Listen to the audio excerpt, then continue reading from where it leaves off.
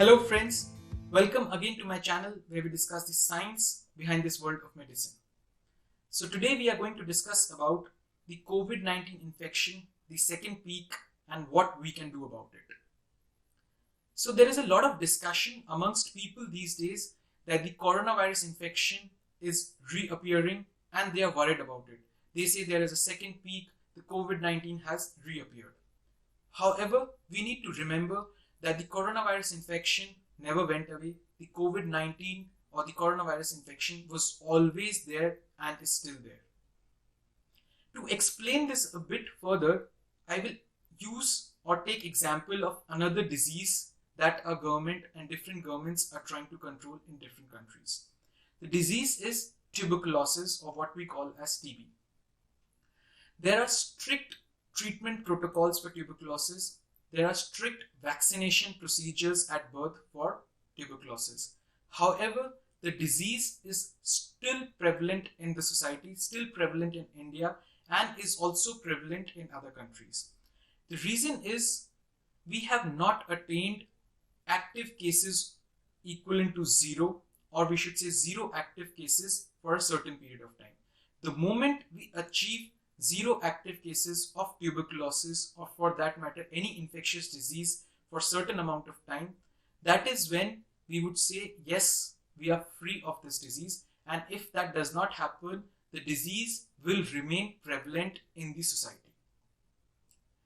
But the difference between tuberculosis and COVID-19 over here is the infectivity rate.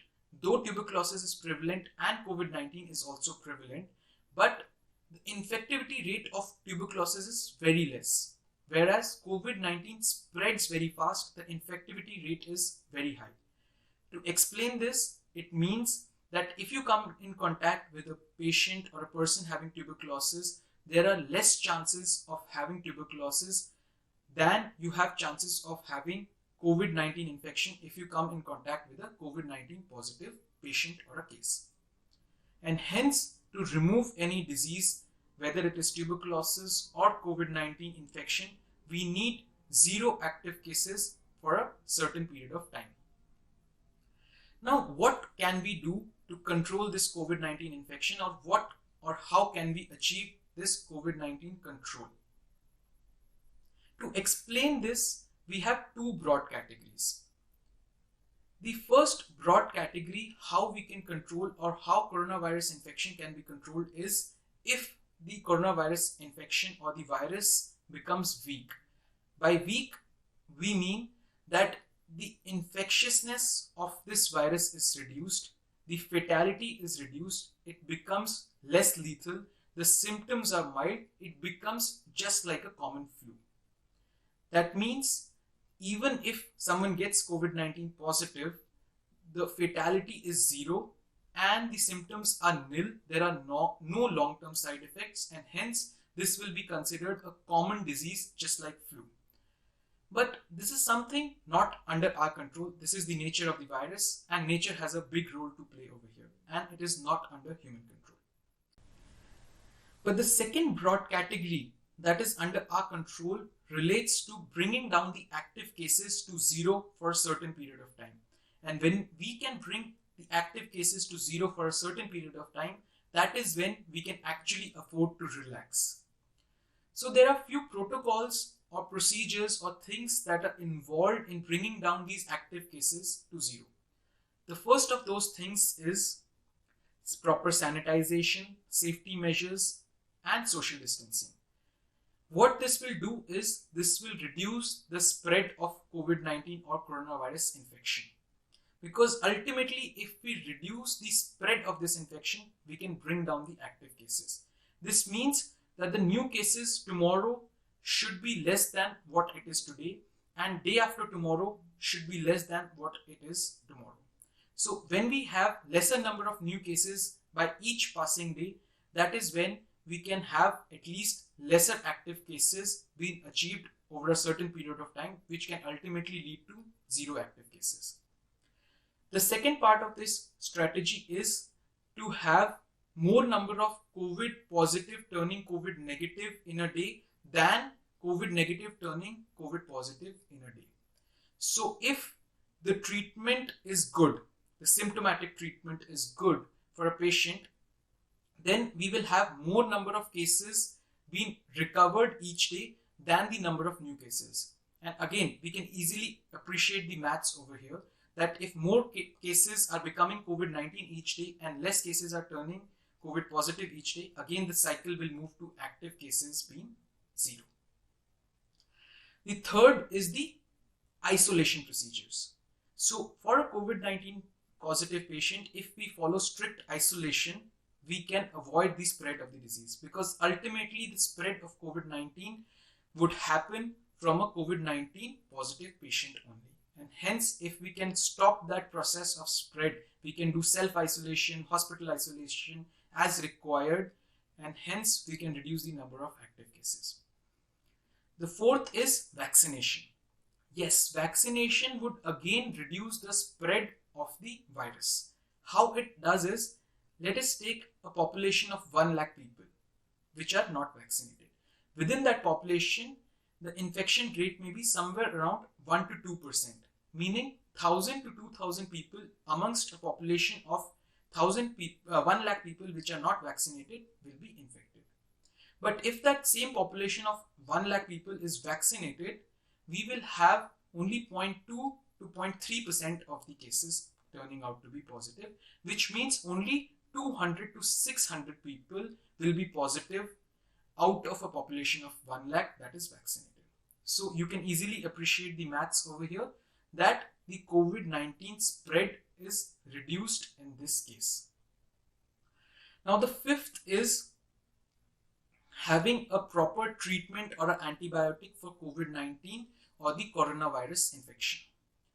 This is still not developed, but if there is an antibiotic which can target this coronavirus infection or the virus, then yes, we have a particular antibiotic which targets that, removes that from the body, and we can afford to relax. Yes, then again, the treatment would be faster and a COVID-19 positive patient would turn COVID-19 negative very easily. But again, for virus, it is very difficult to build an antibiotic or develop an antibiotic. And yes, this is in question. Developments are going on. There are a lot of people working on it, but we need to wait. The sixth is herd immunity. By herd immunity, what I want to say is, it means that in a population, if maximum people get affected or infected with COVID-19 or coronavirus, they will have antibodies, they will have immunity against that infection, and this is called as herd immunity.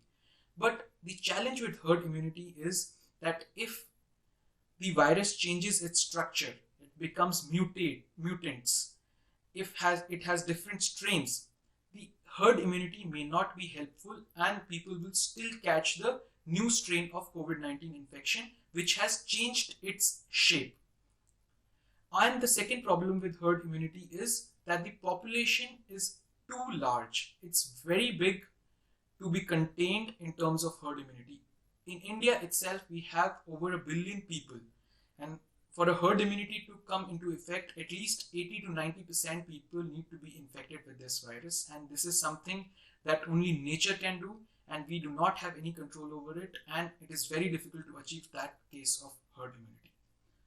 So out of these 6 factors which we discussed for bringing down the active cases to zero, the first top 4 factors are something that are under our control, and our government and governments in different countries are taking actions, strict policies to work on these 4 parameters, and hence the ultimate result is given in the control of the people, because it is we who have to take the control and the action and the implementation of these 4 strategies. So it is clear that the COVID-19 infection or coronavirus infection is here to stay unless and until we the people mend our ways. But there is a red alert over here. The red alert is, if we have a new strain of coronavirus infection or a new mutation or a coronavirus infection changes its form, the vaccination may become completely ineffective. In that case, the only thing available in our hand would be to stop the spread through isolation, through safety measures, sanitization procedures, social distancing. And we need to be specifically alert to this fact that yes, we need to do it because this is useful. Even if the strain changes, if a new coronavirus strain comes up, this specific method of social distancing, sanitization, and safety procedures is something that is always available with you and can help in achieving zero active cases for a certain period of time. Because even if there is one active case available in the country, it has the potential to cause another peak.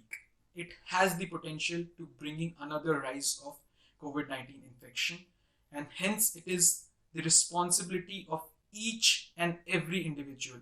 I would repeat, it is the responsibility of each and every individual of the country and the world to protect this country and the world as a whole, because even one case of COVID-19 positive patient has the potential to cause a rise or a peak, which can be a third peak or another peak. So I hope, friends, you would understand the importance of the second peak of COVID-19 infection. You would also appreciate the fact that what you need to do to curtail it and what you can do to control the COVID-19 infection or completely remove that from our society. And I hope you would start taking steps the moment this video ends, or even right away while this video is going on.